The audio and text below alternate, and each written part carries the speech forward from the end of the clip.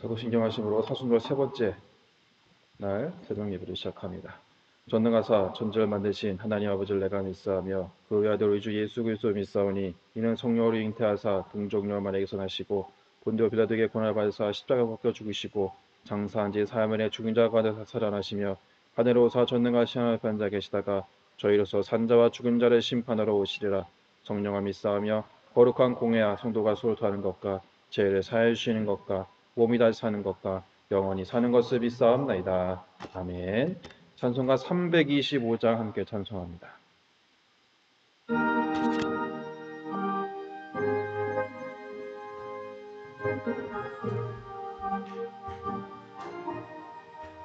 예수가 함께 계시니 시험이 오나 겁없네. 기쁨의 근원 되시는 예수를 위해 삽시다.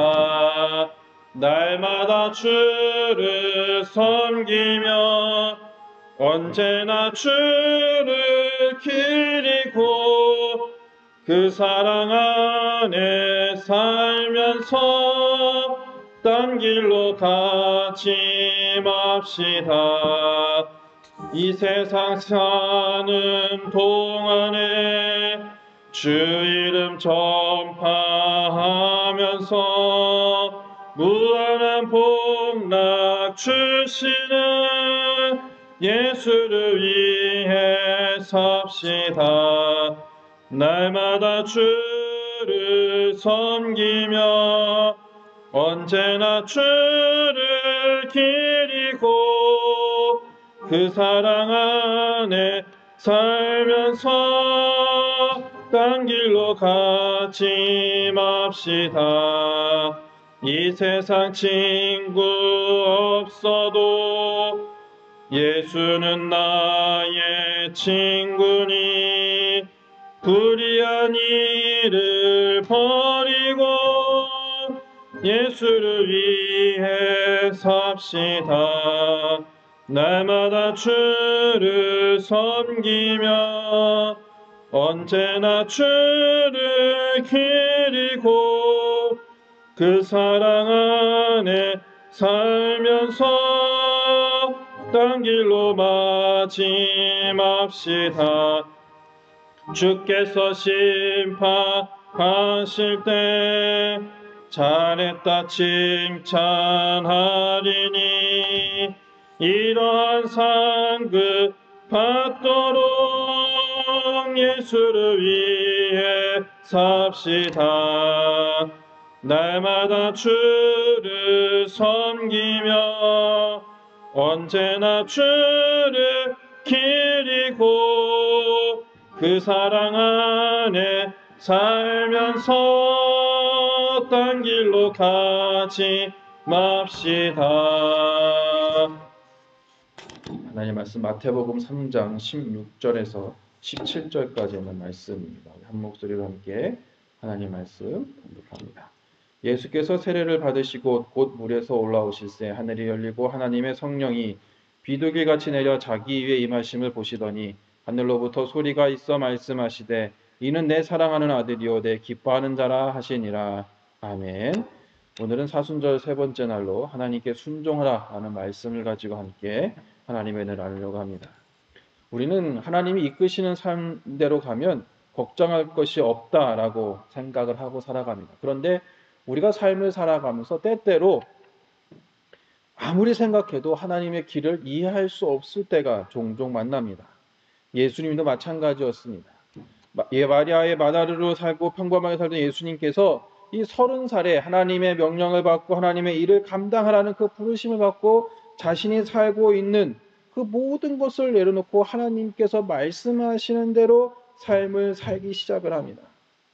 그런데 예수님께 하나님께 첫 번째 내리신 말씀, 사역은 무엇이었냐? 바로 세례 요한에게 가서 세례를 받으라는 것이었습니다.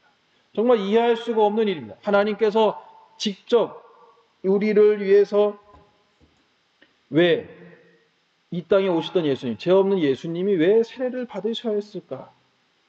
왜 세례 요한이 베푸시는 그 회개의 세례를 받으셔야만 했을까? 여러분, 예수님께서 이 세례 요한이 왜 나에게 세례를 베풀 자가 자신에게 세례를 받으러 오냐고 물어보니까 이렇게 대답합니다.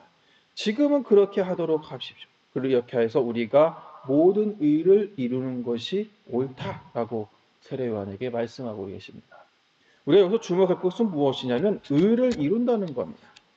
의를 이룬다는 것은 다시 우리가 해석을 하게 되면 하나님의 뜻대로 살아가는 것을 이야기합니다. 그러니까 이 세례 요한이 예수님 앞에 세례를 베품을 통해서 무엇을 이루어가냐?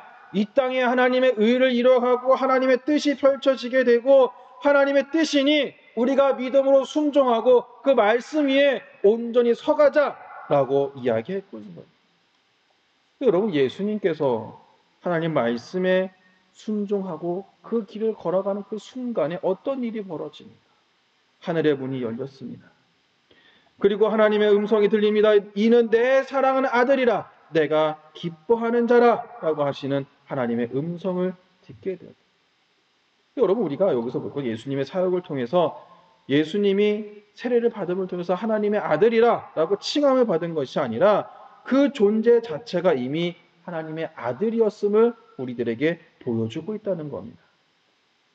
신앙을 가졌다고 하면서도 예수님이 하나님의 아들이라 믿지 않은 사람들이 많이 있습니다. 그것은 예수님의 일부를 믿지 못하는 것이 아니라 예수님의 핵심을 믿지 못하는 일들이 종종 있다는 겁니다. 어떻게 보면 이 예수님은 창세전부터 하나님과 함께 하셨던 분이라는 거예요.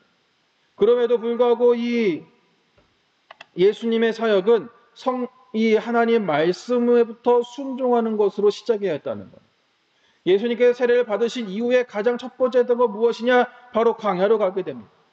광야 40일 동안 하나님의 도우심과 하나님의 인도하심을 따라서 금식 기도하면서 그 시간들을 보내셨다는 거예요. 어느 하나도 자신의 뜻대로 행하신 것이 아니라 하나님의 일을 시작함에 있어서 그 모든 것을 하나님 말씀에 순종하고 어떤 일을 가든지 어떤 길을 가든지 그 날 속에 믿고 순종하는 삶으로 예수님의 삶이 바뀌게 된다는 거예요.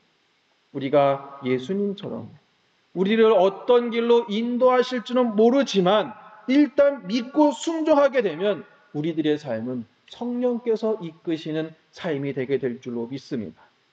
우리는 늘 하나님의 인도하심을 바라는 기도를 합니다. 또 지혜와 능력을 달라고 기도합니다. 그런데 그렇게 기도하면서도 진심으로 하나님을 믿고 의지하고 있는지를 오늘 다시 한번 돌이켜볼 수 있는 여러분들의 삶이 되시기를 주님의 이름으로 축복합니다. 나에게 능력 주실 것을 내가 기대하고 있으면서 전적으로 하나님께 순종하고 있는지, 전적으로 주님의 말씀 속에 내가 살아가고 있는지 우리가 다시 한번 결단하고 다짐하는 그런 하루가 되시기를 주님의 이름으로 축복합니다. 여러분, 예수님이 세례 요한에게 세례를 받으셨을 때 성령께서 그 이행하셨다. 우리가 하나님의 말씀에 믿음으로 순종하며 나아가게 될 때 그 성령께서 우리와 함께 하신다는 겁니다. 여러분, 이 우리들의 삶 속에서 우리는 예수님의 도우심을 가지고 살아가면서 성령의 인도하심을 날마다 간구하는 삶을 살아갑니다. 그 이유는 분명하다는 겁니다.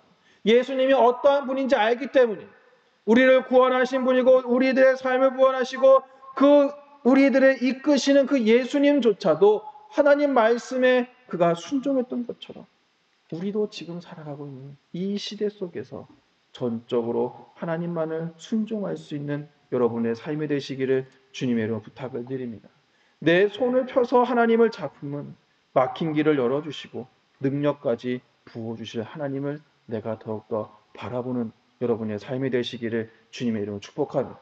그리고 그 하나님을 온전히 따라가는 여러분의 삶이 되시기를 부탁을 드립니다. 우리 안에 부어주시는 성령과 함께 새로운 인생의 시작입니다. 그냥 단순히 끝나는 삶이 아니라 우리의 삶 가운데 나를 이끄시고 나를 붙들어 주시는 그 놀라운 은혜가 더욱더 충만하게 임하게 될 줄로 믿습니다. 오늘을 살고 있는 우리들에게 우리가 더욱더 바랄 것은 무엇이냐?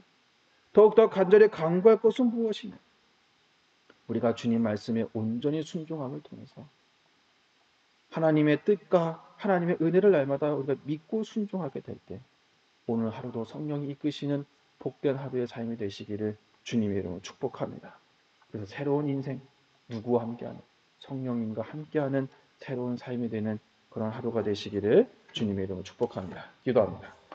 하나님의 이끄심을 따라 세례를 받으신 예수님처럼 우리가 더욱더 하나님의 말씀이기에 믿고 순종하는 삶이 되게 하여 주옵소서. 발걸음마다 성령께서 함께해 주셔서 정말 우리들의 삶이 성령이 이끄시는 복된 삶이 될 수 있도록 주님께서 우리의 삶을 인도하여 주옵소서. 모든 말씀 예수님의 이름으로 기도합니다. 아멘. 하늘에 계신 우리 아버지여, 이름이 거룩히 여김을 받으시오며 나라의 마옵시며 뜻이 하늘에 같이 땅에서도 이루어지이다. 오늘 우리에게 일용할 양식을 주옵시고 우리가 우리에게 죄진 자를 사하여 준 것 같이 우리의 죄를 사하여 주옵시고 우리를 시험에 들게 하지 마시옵고 다만 악에서 구하시옵소서. 나라와 권세와 영광이 아버지께 영원히 있사옵나이다. 아멘. 우리 함께 기도할 때 이해할 수 없는 말씀 앞에서 순종하는 삶이 되게 하소서. 기도하시고 오늘 하루도 성령께서 이끄시는 복된 하루가 되시는 여러분의 삶이 되시기를 주님의 이름으로 축복합니다.